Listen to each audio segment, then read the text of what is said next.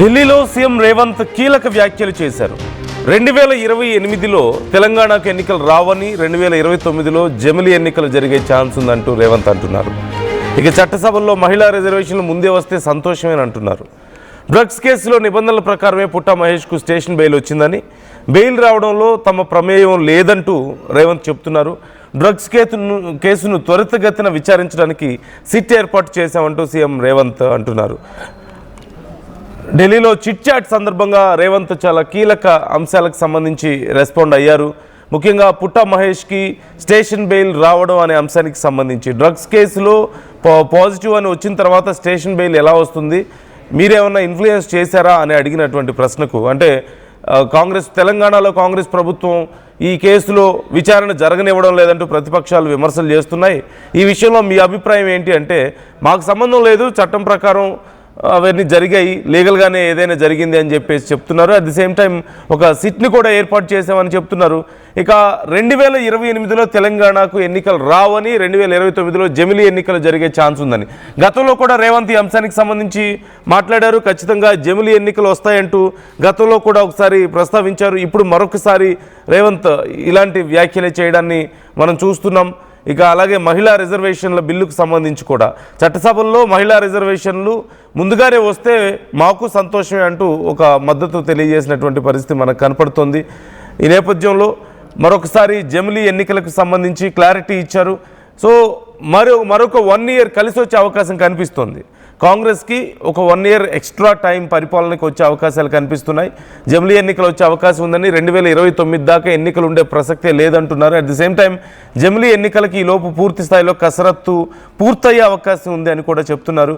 తెలంగాణలో జరిగినటువంటి ఈ డ్రగ్స్ పార్టీకి సంబంధించి కేసు నీరు గారుతోంది అంటూ విమర్శలు వస్తున్నటువంటి పరిస్థితి మనం చూస్తూనే ఉన్నాం. స్టేషన్ బెయిల్ రావడం కానీ పుట్టా మహేష్కి, మరోవైపు ఈ కేసులో అసలైన వాళ్ళను వదిలిపెడుతున్నారని, కేసు పక్కదోవ పడుతుందని, నీరుగారుస్తున్నారంటూ చాలా రకాల విమర్శలు వస్తూ ఉండడాన్ని మనం చూస్తున్నాం. అయితే అసలు దీంట్లో మాకేమీ సంబంధం లేదు, చట్ట ప్రకారం ఇదంతా జరుగుతోంది అంటూ రేవంత్ చెప్పుకొస్తుండడాన్ని మనం చూడొచ్చు. ఇంకా చాలా అంశాలకు సంబంధించి ఆయన చిట్చాట్లో భాగంగా రెస్పాండ్ అయ్యారు. ఈ నేపథ్యంలో ముఖ్యంగా జమిలీ ఎన్నికల గురించి ప్రత్యేకంగా ఆయన ప్రస్తావించడం మరొకసారి ఇక్కడ హైలైట్ అవుతుంది. ఎందుకంటే 2028లో ఎన్నికలు వచ్చే అవకాశం లేదు అంటూ ఆయన చెప్తున్నారు. ముఖ్యంగా అంటే 1 year కలిసి రాబోతుంది తెలంగాణలో కాంగ్రెస్ గవర్నమెంట్కి. మరోవైపు ఈలోగా మహిళలకు సంబంధించిన రిజర్వేషన్ల అంశం కూడా, చట్టసభల్లో మహిళలకు రిజర్వేషన్లు అంశం కూడా ఆయన వస్తే మంచిదే, మాకు సంతోషం అని చెప్తున్నారు. మధు జాయిన్ అవుతున్నారు, మా ప్రతినిధి మధుని అడిగి మరిన్ని డీటెయిల్స్ తెలుసుకుందాం. మధు, ఏ అంశాల మీద ఇంకా మాట్లాడారు రేవంత్ రెడ్డి? అలాగే పుట్టా మహేష్కి బెయిల్ రావడం, స్టేషన్ బెయిల్ రావడం అనేది మా చేతుల్లో ఉంటుంది, జరుగుతుంది, మేము ఒక సిట్ని కూడా వేసామని చెప్తున్నారు. సో ప్రధానమైనటువంటి అంశాలు ఏంటి ఆయన మాట్లాడిన వాటిల్లో?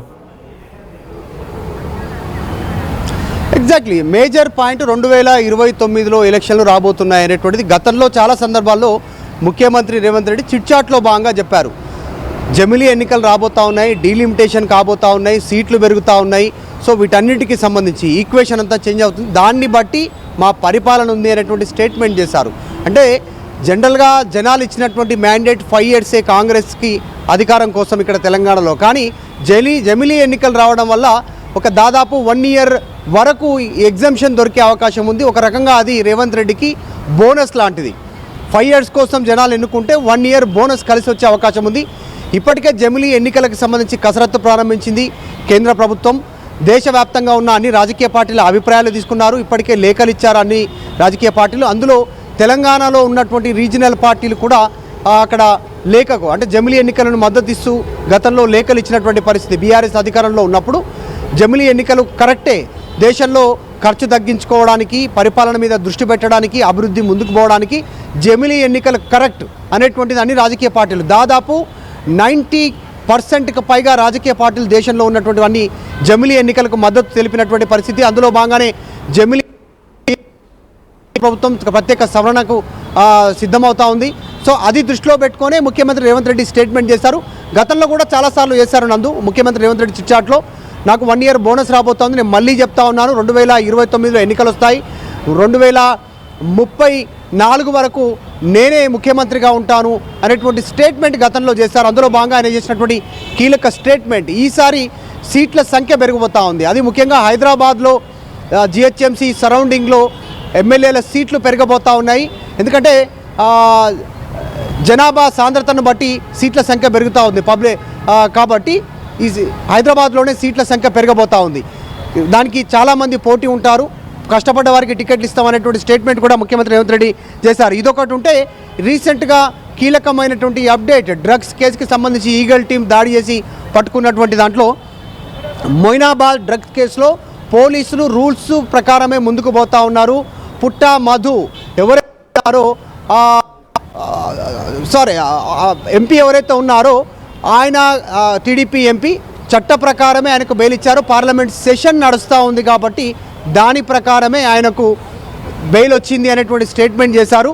ఇంకా సిట్కి సంబంధించి కూడా ప్రత్యేకంగా సిట్ వేశారు కాబట్టి లోతైన దర్యాప్తు కొనసాగుతుంది అనేటువంటి స్టేట్మెంట్. ఎందుకంటే రీసెంట్గా పత్రికా కథనాల్లో, టీవీ ఛానళ్లలో, మీడియా కథనాల్లో వచ్చినటువంటి వార్తలను కూడా ఉటంకిస్తూ సిట్టు దీనిపైన దర్యాప్తు చేయడానికి సిద్ధమవుతుంది. ఆ డ్రగ్స్ కేసుకి సంబంధించి డ్రగ్స్ ఎక్కడి నుంచి తెప్పించారు, ఎవరెవరు సేవించారు, పోలీసులు ఈగల్ టీం అందులోకి ఎంటర్ అయిన తర్వాత ఉన్నటువంటి వారైనా అంతకుముందుకు ఎవరైనా పార్టీకి అటెండ్ అయ్యి బయటికి వెళ్ళిపోయారా, ఇంకెవరైనా రావాల్సి ఉండిందా, ఇంకో ఇట్లా ఎన్నిసార్లు పార్టీ జరిగింది, అసలు పార్టీకి రీజన్ ఏంటి, ఎన్ని రోజుల నుంచి దీనికి సమాయత్తం అవుతుంది, దీని వెనకాల ఏముంది, దుబాయ్కి సంబంధించి దీనికి లింక్ ఉందా, దుబాయ్లో సంబంధించినటువంటి గతంలో అనుమానాస్పద మృతి చెందినటువంటి సినీ నిర్మాతకి ఈ పార్టీకి లింక్ ఉందా, వీటన్నిటిపైన దర్యాప్తు చేయనుంది సిట్టు. స్వతంత్రంగా దర్యాప్తు చేస్తుందనేటువంటి స్టేట్మెంట్ చేస్తారు. దీంట్లో